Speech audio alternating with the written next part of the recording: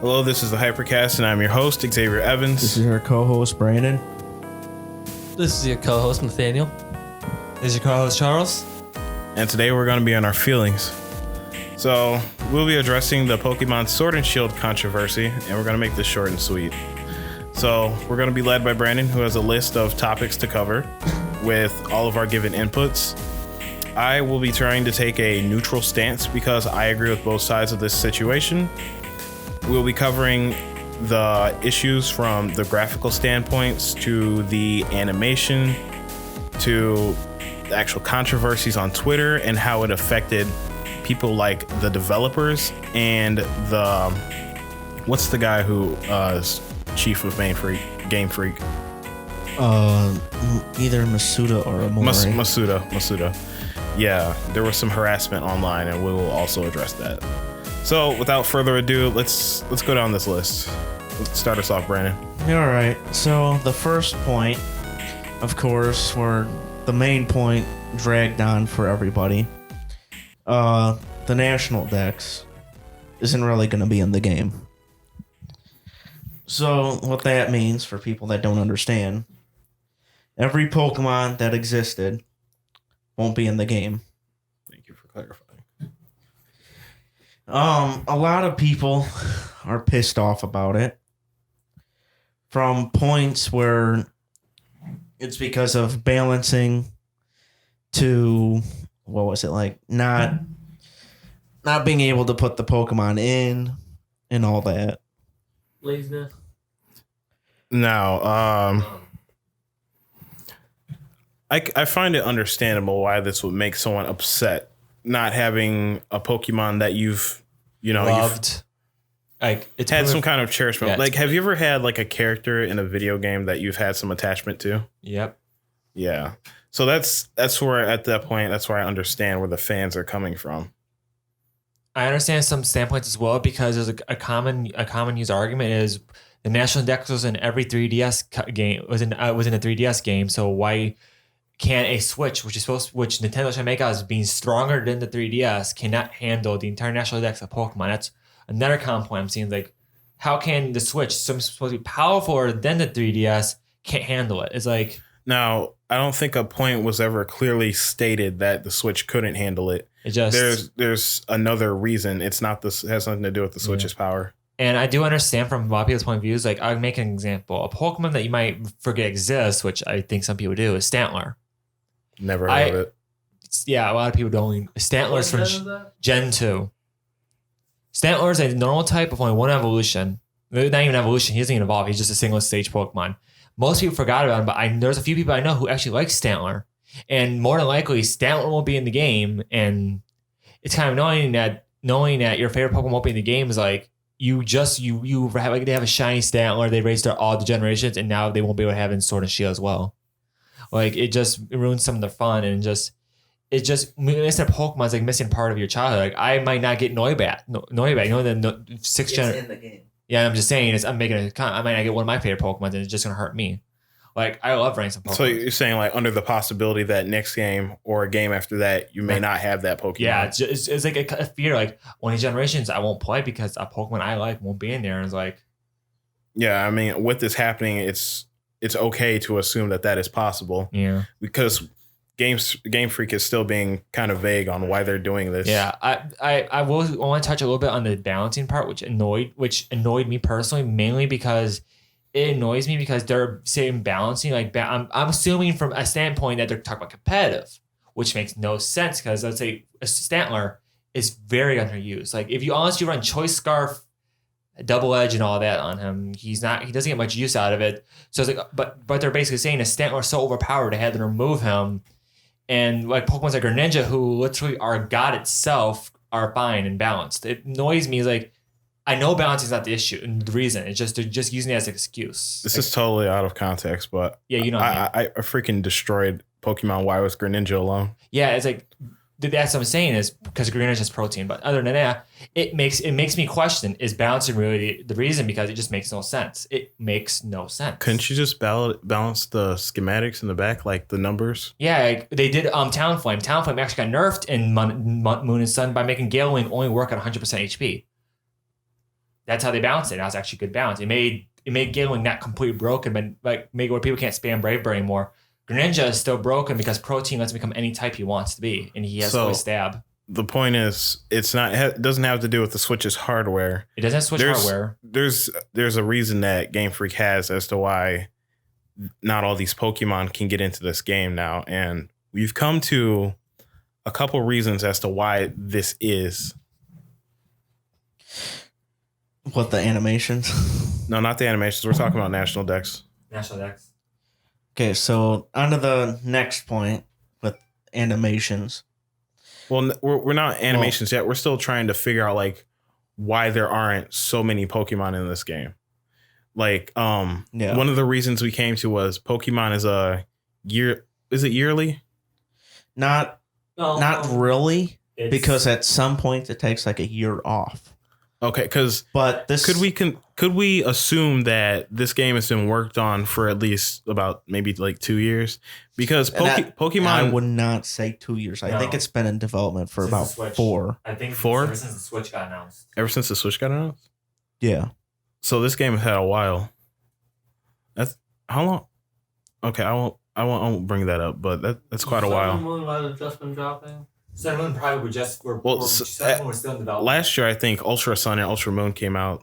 Yeah, that's not a new game. Well, no, Let's Go came out last year. That's not a new game. That's it uses the same engine with some additions to the story and gameplay. Yeah, but Let's Go came out last year. Yeah, so I mean, I can't personally think of too many reasons as to why they're holding back so many Pokemon, other than them maybe wanting us to try new Pokemon, as Brandon said in our pre-discussion. Yeah, that's what it said. But if that's what they want, they could just do it in black and white. In black and white, you literally cannot touch the National Dex or any new Pokemon until after you beat the entire game.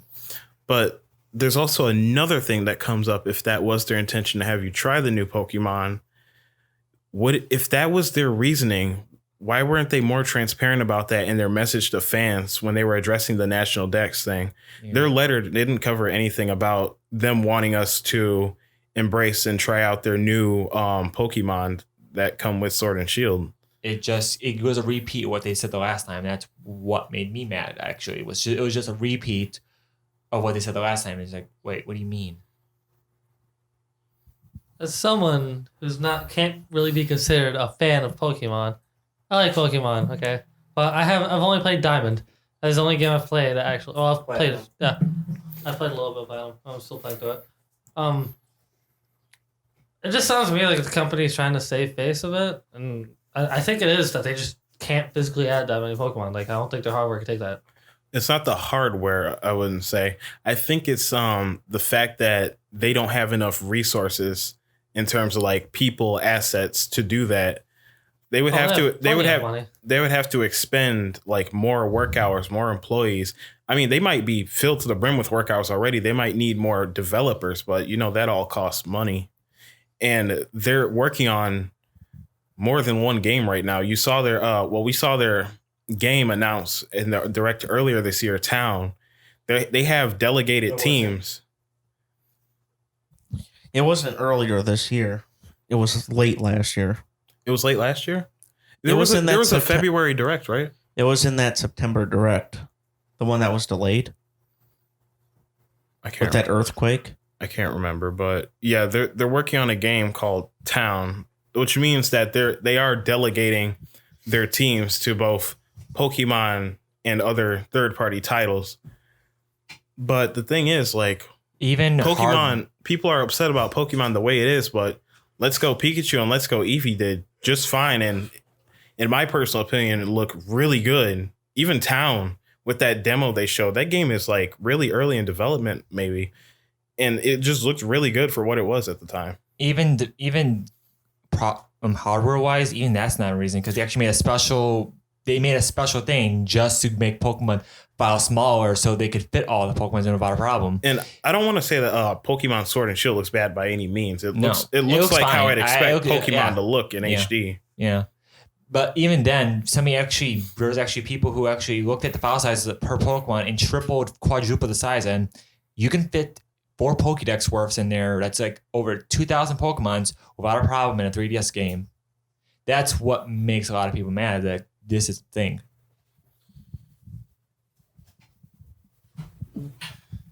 But we don't really know what's going on behind the scenes. That's the thing.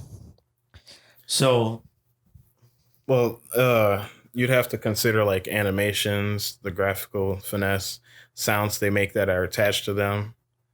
All those things make up the Pokemon. Usually they repeat them. Yeah. It's been shown they just repeat the animations and repeat the sounds. Like it's Yeah, they do that. so even that's not even really a reason because they repeat all of it the same. Like every Pokemon fly, like Wingull flies the same in every game, and it's like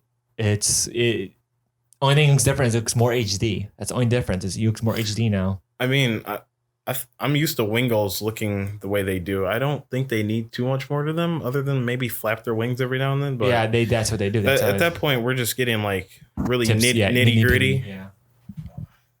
So on to the next point with animations. There's this clip that's going around with the Chinese knockoff Pokemon game. And people are going, well, why can't people take like animations like this? Or why can't Game Freak take animations like this for Pokemon? And when you like look into like the nitty gritty with that game, you can tell those animations were ripped off from Pokken. No, you can tell, or were they ripped off? You can tell. You can actually tell.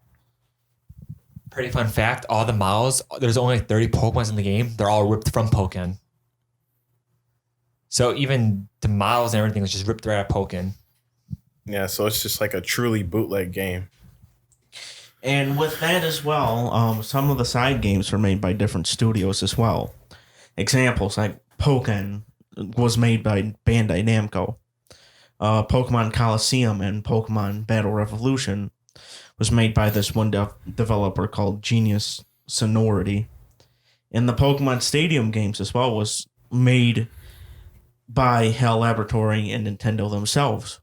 So all four, how many games you want to say, they weren't made by the Pokemon company themselves. No, the same people making your flagship Pokemon games didn't have too much of a hand in those titles. And of course they took like inspiration, probably Game Freak helped them out. But yeah, and they like provided like the proper oversight, but at the end of the day, like these games were made with the intention of someone with a different idea in mind of like direction, how this game should look, play, what its intention is totally different. It's not the same person directing your main Pokemon game.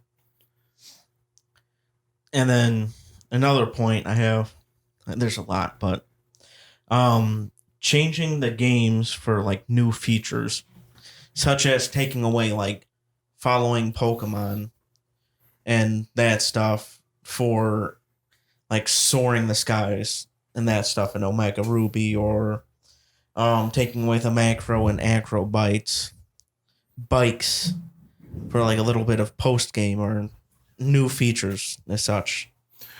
There's one thing in the Omega games that I don't understand why it was taken out. Like, usually when a game is remade or remastered, things are usually added, if I'm not mistaken. And there was one big thing in those games that was taken out, and that was, correct me if I'm wrong, but Frontier. The Battle Frontier.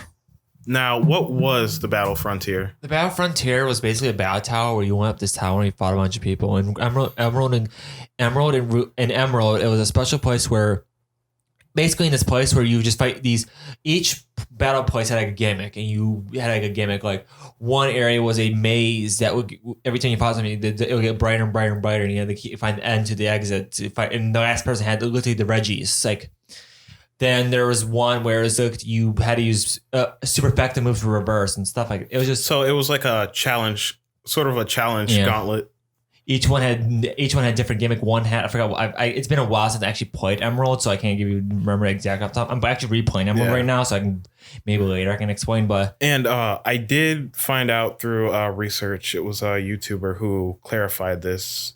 I cannot remember him right now, but what he found out was what the developer said. The reason they took out the Battle Frontier, in slightly paraphrase what the developer or director of that game said, was they didn't include it because they wanted a more mobile focus to develop or to players who didn't have a lot of time, who are always on the go and wanted like quick bite-sized like gameplay, sort of like a style to the game, which doesn't make too much sense because Pokemon is and isn't sort of a bite-sized You actually could game. rest in between matches. In that mode, you could rest in between matches. Like, oh, you're done. Just hit rest after you do a battle.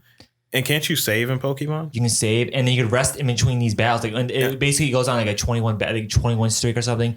In between these battles, you can let to hit rest, and then you'll save your game, turn off, boom. And Pokemon was on the 3DS at that point. It was portable. Yeah, so there's. He's talking about, oh, you just want to play for like 30 minutes. You could do a battle or two in 30 minutes and hit rest and be done. So I don't understand that reasoning for taking out the Frontier, other than maybe data. they just didn't want to. The Battle Frontiers have a lot of data. Like there's the main tower and there's the other places. And each place has different gimmicks. That would be to say that the 3DS couldn't handle the file size. It couldn't handle it. It's Just they probably didn't have enough time to add it all in. Yeah. Maybe perhaps they ran out of time as a reason. Yeah, that's what I'm thinking. That's actually what I always thought was, oh, they just ran out of time. And I always made a joke, it might just be DLC or something. But if you were to go with that argument, you would have to look at the differences in their development then and now. What are they working? What time constraints are they working with? How many employees are they working with compared to then? Like, there's different things that go into that. At the end of the day, I just still feel kind of like confused as to why they left that kind of like really nice post game content for fans out. Yeah, I actually loved the Battle Frontier. Actually, Battle Frontier made it was pretty fun when I did play as a kid. Yeah. I tried to beat it off him. I hate the residue of passion. I like to just despise his existence. So going on to the different features that were taken out, like say, well, we don't 100% know what Pokemon gameplay related features are going to stay and go, like Z moves or Mega Evolutions.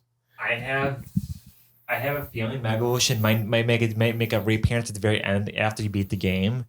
It would make sense not make that not the plot focus, make Mega Evolution like at the end of the game. Yeah, because Z moves I definitely see being taken out because Z moves in the story kind of felt more relevant to Alola. Yeah. That's what I'm thinking. I don't think Z moves are gonna make it, and Z moves are just.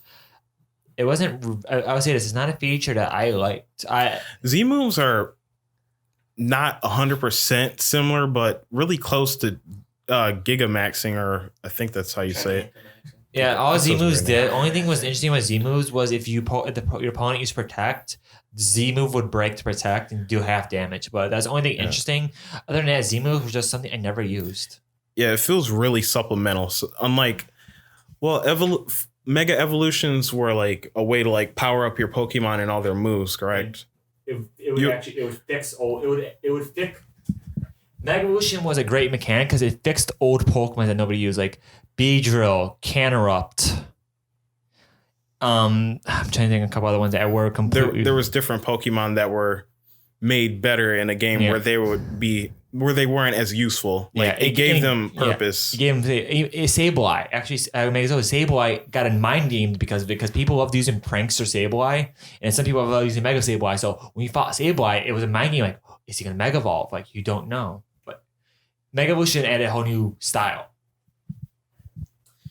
Okay, so then going on to the next point, they should make like Pokemon a priority, but like I said, make it like a different studio inside Nintendo.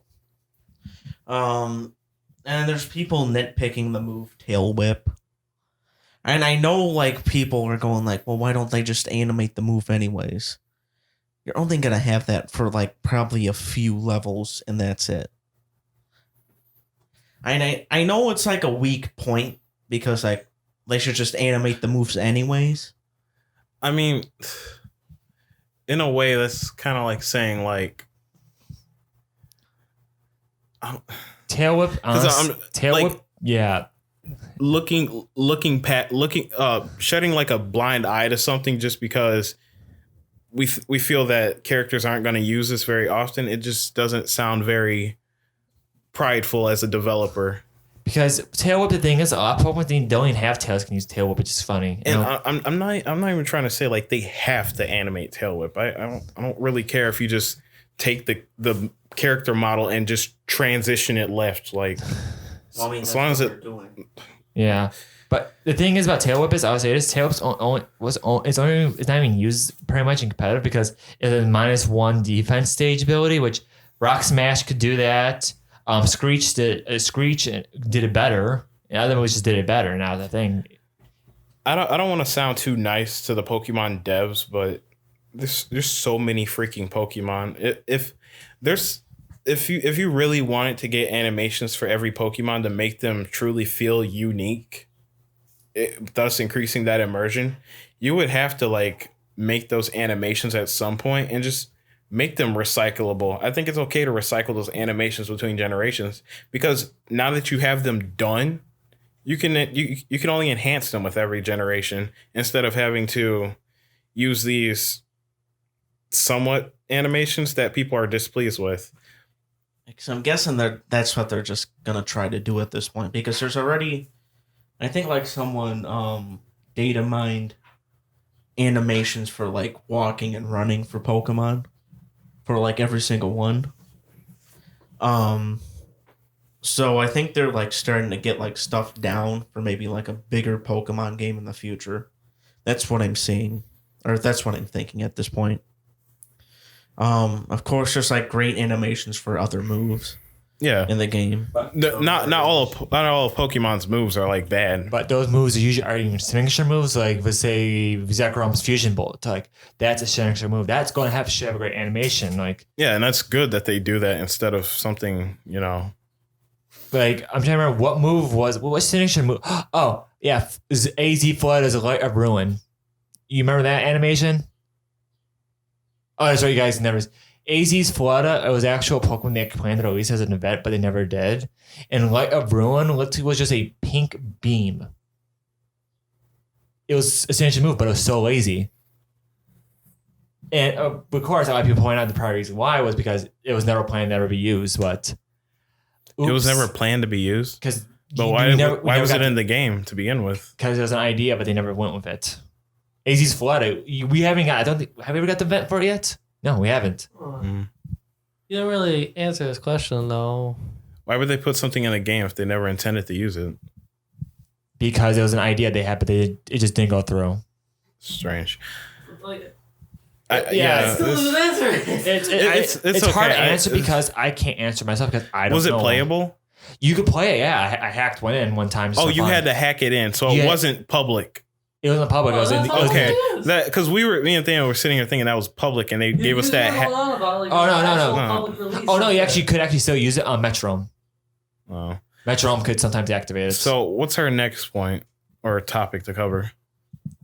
So of course this is like a little stupid point, but it's like the game's still being made, like still in progress of being that's made. what a lot of people tend to forget. If this game's still being made, a lot of the shit they're seeing could not be the case when the game actually releases. Yeah, I actually said this trailer probably was made. I wouldn't be surprised if the trailer was made half a year ago, and this trailer just came out. Yeah, there's no telling when that trailer was made. We don't know when. But if it was like recent footage from like maybe like end of last year, before they started getting everything ready for bug testing, or you know all the things that go in, all the proofing just before you start making the discs, or in this case cartridges. Yeah, we don't know when that came out. They could maybe show us screenshots or clips, but other than that. And then the last point I have is like, I know like all of us are criticizing the game right now, but at this point of time, a lot of us are just making assumptions about this game. We don't know. We're saying all these things like, oh, Mega Evolution is not going to be in the game. Oh, these graphics look stupid. And then like I see videos like people comparing graphics from like one trailer to another. It's like, stop. Of course the game's going to be made. Like between trailers. Like of course it's going to look good afterwards. And like we should fully criticize the game when it actually comes out. Of course, like good criticism. Now, our criticisms really weren't generated from assumptions. It was looking back on what Game Freak has done in the past and how they're handling Pokemon now. Especially with like the delegation of their resources. Yeah. I think there's not enough control of that, or not control, but it's not being done well, it seems, because the third party games are just night and day when it comes to like what you get now. And I'm not really talking about like the four of us, but there's like people out there that are making like huge assumptions about this game. Well, yeah, on Twitter, the internet, YouTube. And people are going to do that. Like when you feel strongly about something, you're just going to jump the gun most of the time. Actually, the point is, I plan to buy this game and I'm planning to play it through. If it's bad, I'll say it's bad. Like the same thing with Fire Emblem. I'm going to play Fire Emblem all the way through. If it's bad, I'm going to say it's bad. If Pokemon's bad, I'm going to say it's bad. I'm not going to hold back. If I'm going to play this, when the game comes out, I'm still going to buy it. Now, always keep in mind, but even when they're like rating a game, like a good game can still leave a bad taste in someone else's mouth, and a bad game can still be something that someone else enjoyed. But if a game is bad, it's bad. If it's good, it's good. I'm playing the judges based on a few aspects of how like do they play. Like I'm going to judge on how the Pokédex is set up. Like, is there a reason for no national decks and stuff like that? If it's like a bad reason, like if the animations are still the same from the trailers, I'm gonna bash it. If everything's still the same from the trailers, I'm gonna say what the hell? In my playthrough, I'm gonna be looking more at story, rival, and like the aesthetic of the region. Well, you're saying like the graphics and that stuff, Charles. But that's like afterwards. But I'm assuming it's gonna be better. Yeah. Well, I know Nathaniel wants to say something. Do I? It seemed like you wanted. Oh yeah, little heads up. We're Nathaniel, Charles, and Brandon are sharing a mic, so if one of them sounds a little bit echoed out, we are working on that, and maybe a couple episodes in the future, we should have the new interface with all of our mics set up. And it's been like this for the past few weeks. Yeah, it's taking a little longer than it should have been, but we're working on it. Job problems. Yeah, but that's all the points that I've had for this topic. I think we got most of it out. Like, we addressed the major issues, mostly unbiased. This entire controversy is like stupid. From a perspective outside of it, this is all stupid to me. Before we jump off, there was some points that I brought up at the beginning. There were apparently rape allegations towards Masuda. People were spamming this man's Twitter. I believe he's the president of Game Freak. He's not. He's not the president of Game Freak. Well, he has some reputation in Game Freak. Towards Masuda.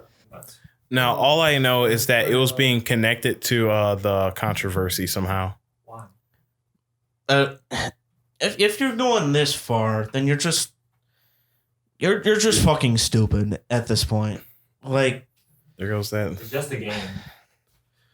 It's just a fucking game. My God. It's just a game, and you're It's just. only a game. Why you have to be mad? It's just a game. It's not like your life's work is on this. You might as well make a fan game if you're so mad. I've seen fan games with all kind of. That's what fan fiction is. Like, but yeah, I'm gonna say this now. It's just a game. If you're mad about it, go mod it yourself. Any other points, Xavier? No, I think that clears up all we had to say regarding the issues on Pokemon Sword and Shield. And we hope that, I like to think that us here, we have high hopes for the game, that it will be a good Pokemon game. And in addition to the series, that will continue the lore. 5 out of 10 right now. So looking forward to Pokemon Sword and Shield that I can play on the big screen and on the go. So this has been the Hypercast, and you can find me at Twitter at Xavier789_00.